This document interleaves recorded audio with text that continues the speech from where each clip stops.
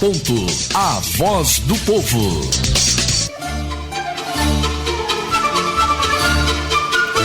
12h31, 12h31. Nós estamos recebendo aqui no estúdio da Rádio Cultura para a gente falar um pouquinho sobre a campanha municipal de combate ao abuso e à exploração sexual de crianças e adolescentes. A Rita Halber, presidente da Rede Proteger, que é Proteção Integral à Criança e ao Adolescente, e o Gabriel Rugoni Machado, presidente do Conselho Tutelar 1, para a gente desencadear um pouquinho e informar o ouvinte sobre esse trabalho que foi realizado durante esses últimos dias e o ano todo, que é uma atividade que não para nunca. As ações da semana começou no dia 13, dia 15 teve atividade, dia 16 na Câmara de Vereadores teve audiência sobre o enfrentamento e abuso de exploração sexual de crianças e adolescentes de Foz do Iguaçu. Dia 16 teve uma campanha institucional Faça Bonito, comandada por Itaipu Binacional. Dia 17, no terminal urbano, teve a distribuição de panfleto e material a respeito desse combate. Também no dia 17 teve palestras e eles estão fazendo várias ações. No dia 18 teve a caminhada pela Avenida Brasil, onde aproximadamente 300 crianças participaram dessa ação, que terminou na Praça do Colégio Bartolomeu Mitre. E hoje nós estamos recebendo aqui no estúdio, então, os dois para a gente falar um pouquinho sobre esse trabalho. Eu vou começar com a presidente do Conselho. Rita, fala um pouquinho para a gente. O que falta de estrutura hoje para esse combate à prostituição, as questões que vocês estão todo dia aí trabalhando? O que falta na cidade? Bom dia. Bom dia, Cida. Bom dia a todos os rádio ouvintes. Então, essa é uma campanha que, na verdade, a nível nacional, sempre no dia 18 de maio, ela é retomada, porque é uma campanha permanente. Como se trata de uma situação bem delicada, de um ambiente muitas vezes familiar, onde a própria denúncia é mais delicada a ser realizada, a situação vem sendo mais velada, então é difícil nós dizermos que podemos erradicar 100%. O que é certo é que toda a sociedade é convidada e tem essa missão de realizar as denúncias quando aparece algum indícios de abuso sexual contra a criança e adolescente e a exploração também. E assim nós temos esse compromisso de criar um ambiente protetor para as nossas crianças. Isso nós trabalhamos em todas as nossas entidades ligadas à Rede Proteger, tem esse enfoque, esse objetivo de trabalhar, mas nós não podemos dizer assim, hoje alcançamos 100%, erradicamos e buscamos outro objetivo de luta. Não, essa nossa luta é permanente, até porque nós sabemos que fatos vêm acontecendo. O que nós não podemos admitir é que crianças, especialmente crianças e adolescentes, sejam vítimas de tal brutalidade, né?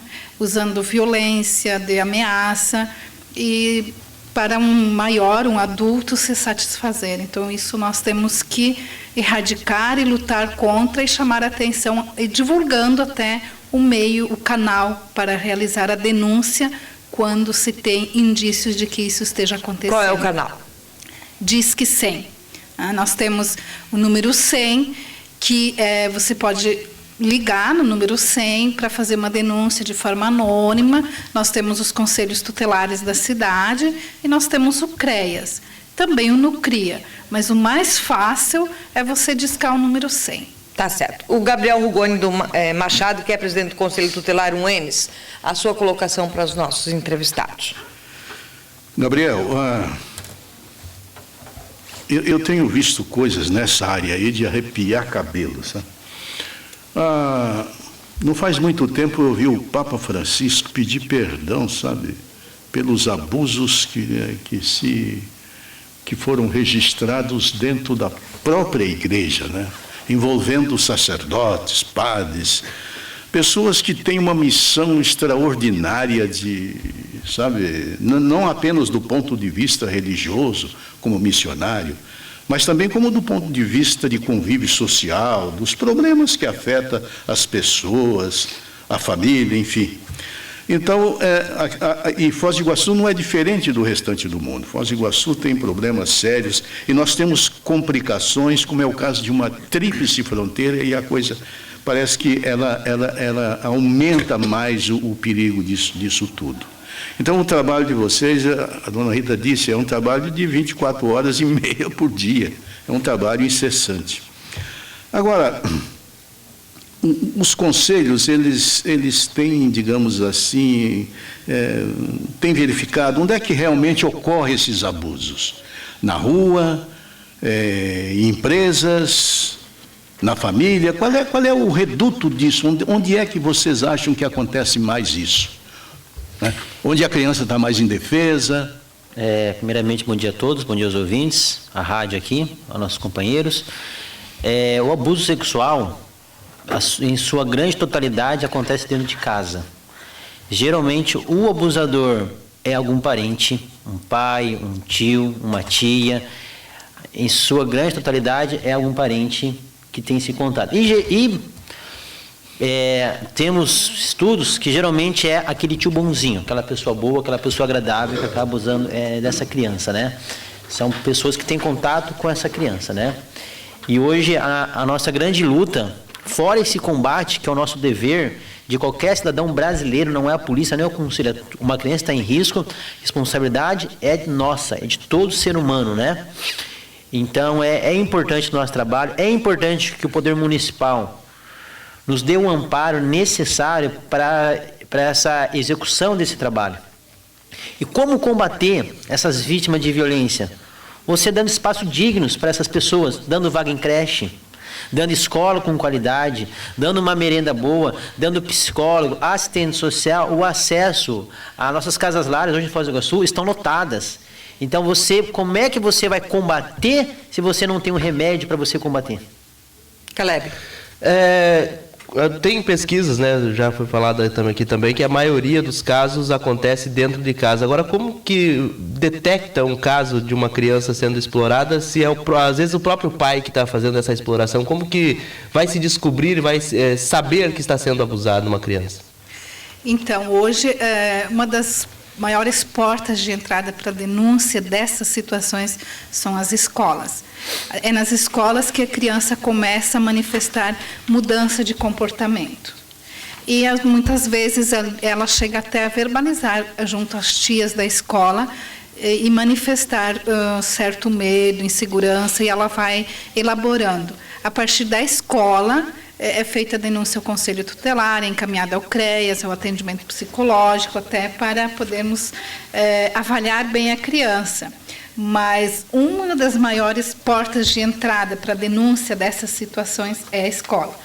Nós temos também outras pessoas, vizinho, alguém da própria família traz, mas ainda quando ela percebe essa mudança, ou percebe até que a criança foi machucada e não sabe quem violou, né? Então, muitas vezes na própria família chegam a fazer a denúncia. Rita, o problema hoje nosso, na ponte da amizade de fiscalização, ainda é um problema que a gente já enfrenta há anos. A Polícia Federal diz que falta efetivo, né? A gente já ouviu isso por vários e vários anos para fiscalização ali. A questão da prostituição em alguns pontos da cidade. Como é que está essa questão? A fragilidade continua em alguns pontos, a ponte da amizade ainda é um ponto, aquela situação da Argentina de levar adolescentes, meninas para a Argentina para o tráfico. Como é que está esse panorama nosso? Então, na verdade, a gente continua com essa fragilidade nas fronteiras, a gente continua com esse trânsito de adolescente e criança entrando e saindo do país com facilidade, sem uma fiscalização oportuna.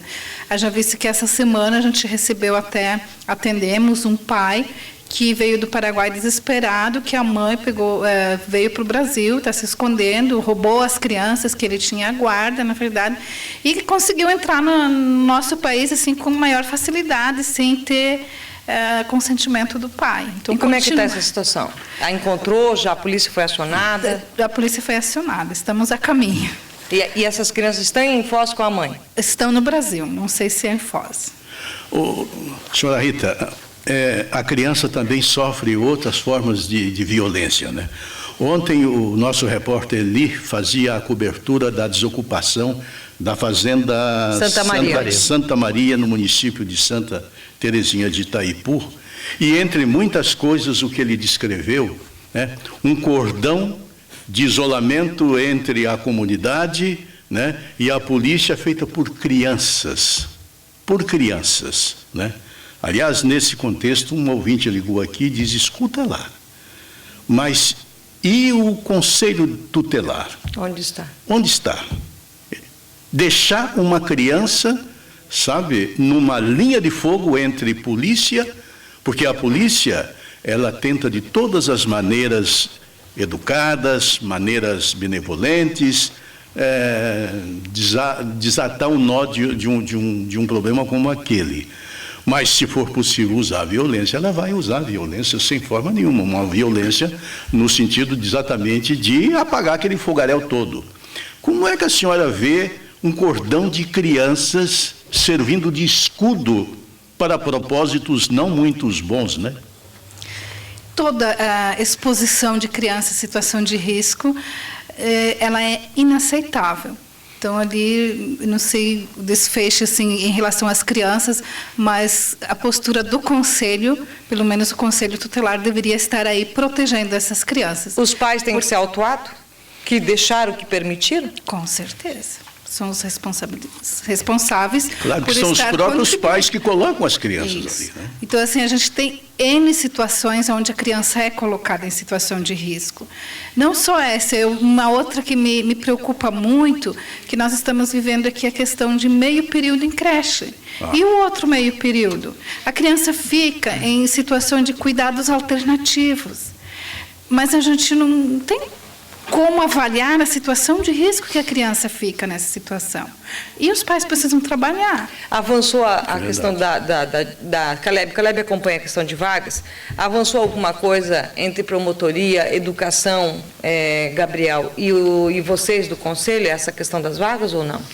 Olha, o Conselho Tutelar diariamente recebe pedidos de vaga de creche e diariamente nós recebemos, infelizmente, do município essa negativa. Encaminha para onde daí? O nosso primeiro passo encaminha para a Secretaria de Educação, havendo essa negativa, nós encaminhamos para a Vaga de Infância e Juventude, Ministério Público, né, para que se solicite essa vaga em creche, né. Ora eles alegam que tem creche que ainda vão ser inauguradas e que falta mobília. Só que essa história de mobília que vai ser inaugurada, estamos aí, já se passaram já quase 4 anos ouvindo essa mesma alegação. Enes, Caleb, para a gente encerrar essa fala aqui com os nossos convidados. Não, em relação às creches, né? A falta de vagas nas creches, eu acho que é bem superior às existentes na atualidade, né?